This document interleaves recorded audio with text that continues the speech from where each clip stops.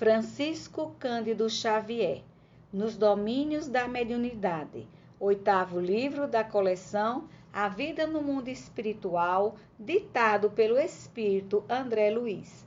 Capítulo 13. Pensamento e Mediunidade. O silêncio se fez profundo e respeitoso. O grupo esperava a mensagem terminal.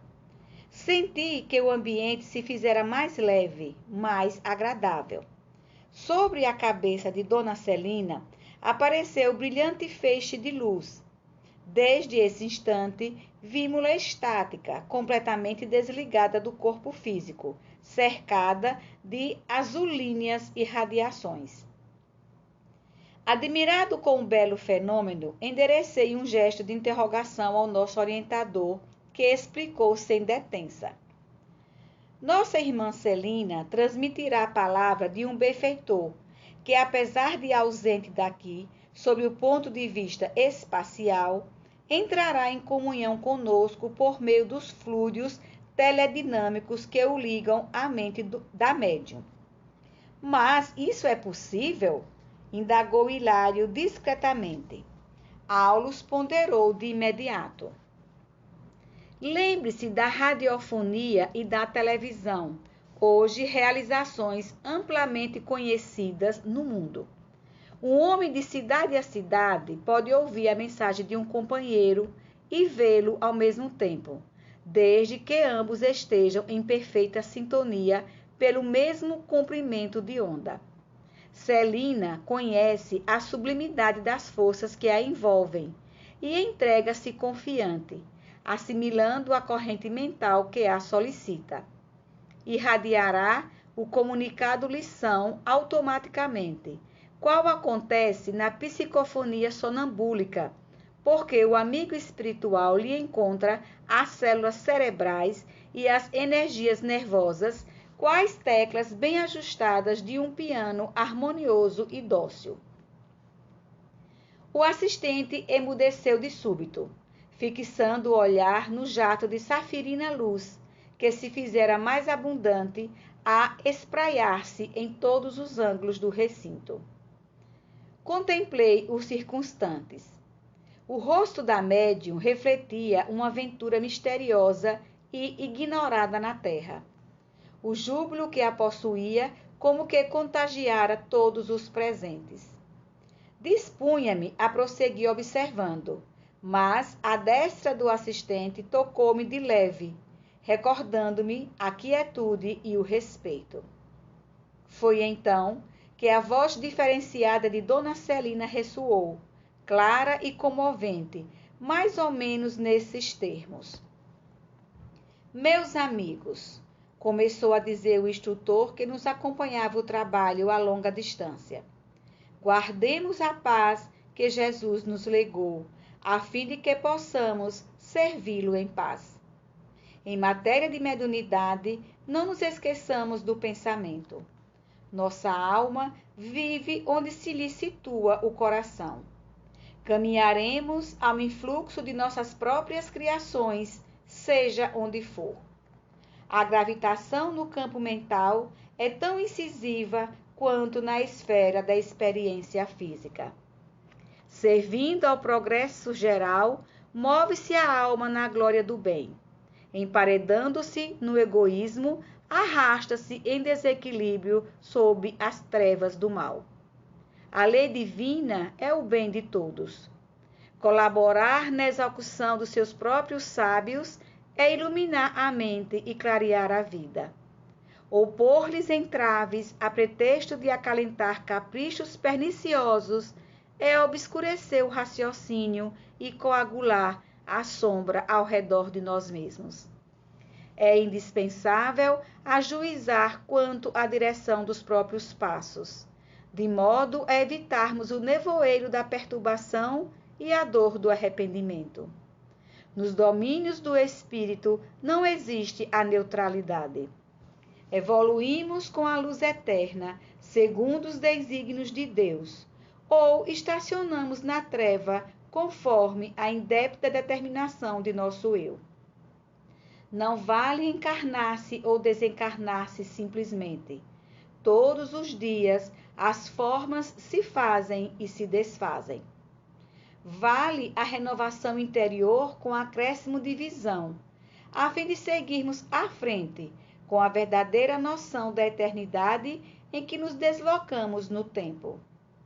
Consciência pesada de propósitos malignos, revestida de remorsos, referta de ambições desvairadas ou denegrida de aflições, não pode senão atrair forças semelhantes que encadeiam a torvelinhos infernais.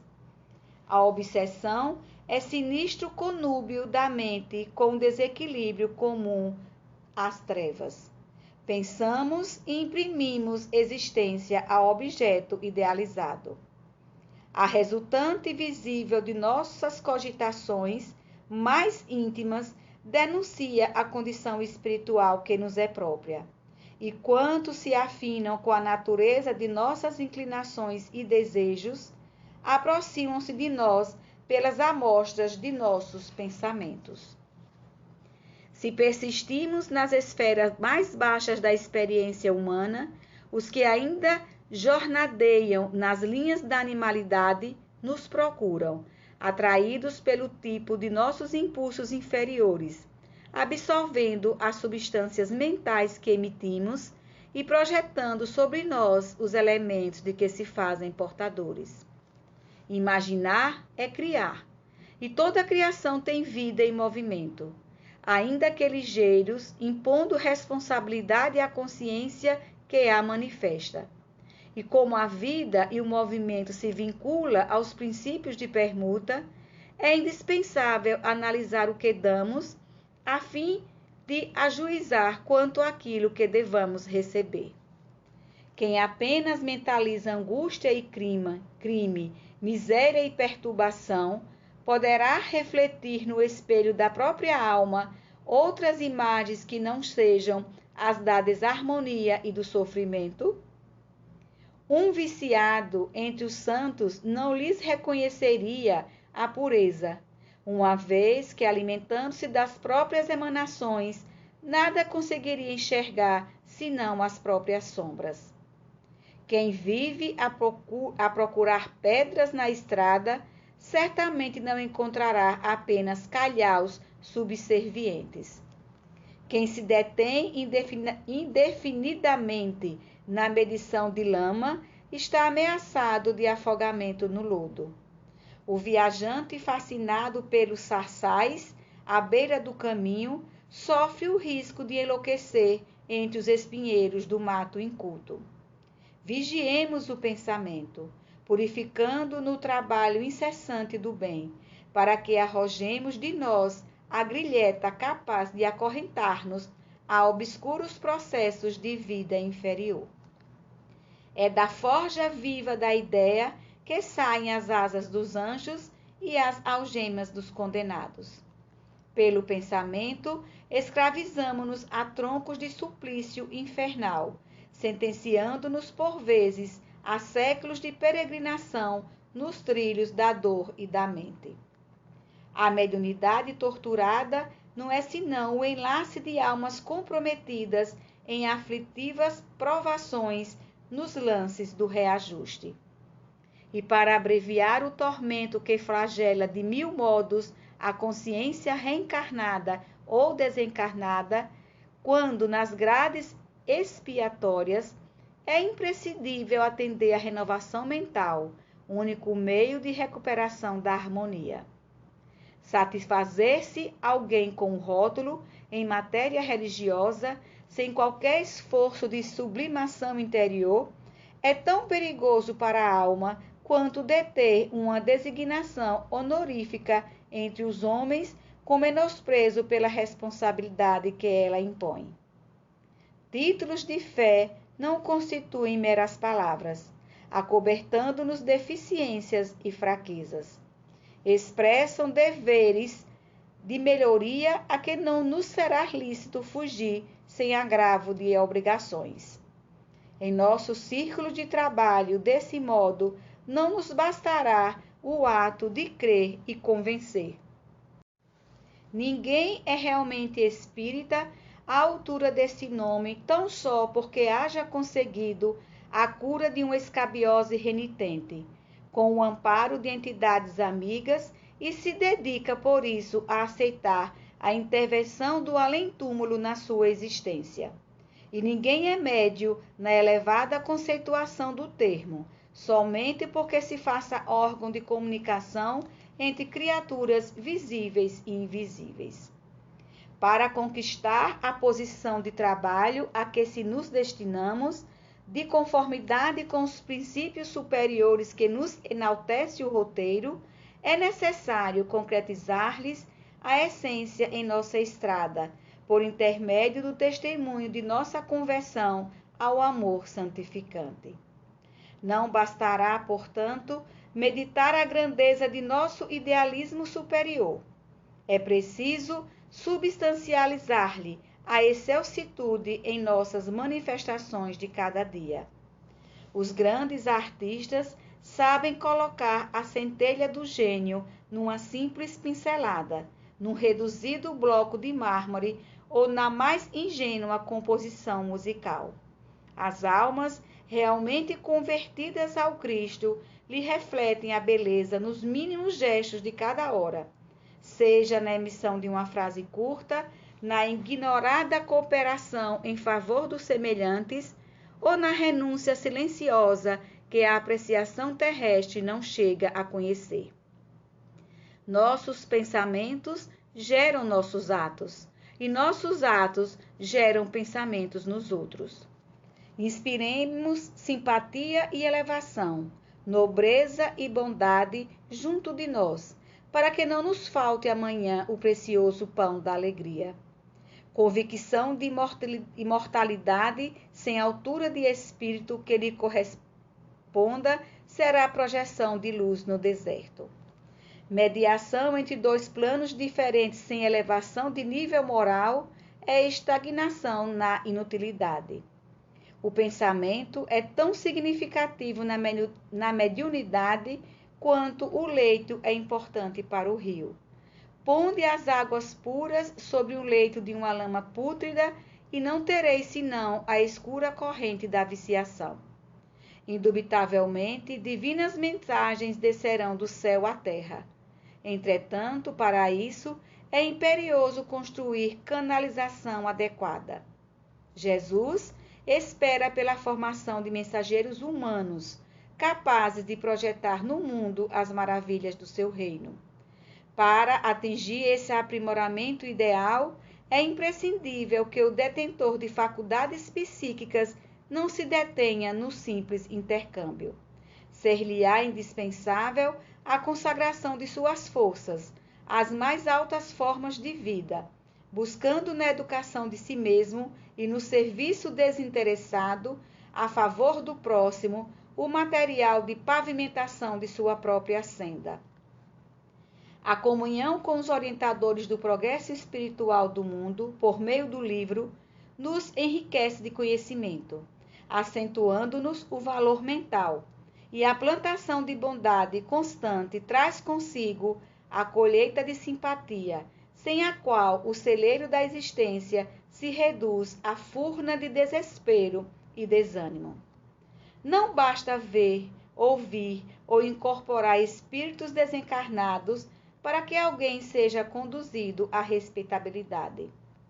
Irmãos ignorantes ou irresponsáveis enxameiam, como é natural, todos os departamentos da Terra, em vista da posição evolutiva deficitária em que ainda se encontram as coletividades do planeta, e, muita vez, sem qualquer raiz de perversidade propriamente dita, milhares de almas, despidas do envoltório denso, praticam o vampirismo junto dos encarnados invigilantes, simplesmente no intuito de prosseguirem coladas às sensações do campo físico, das quais não se sentem com suficiente coragem para se desvencilharem.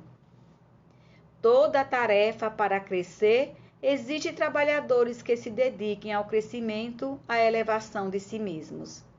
Isso é demasiado claro em todos os planos da natureza. Não há frutos na árvore nascente.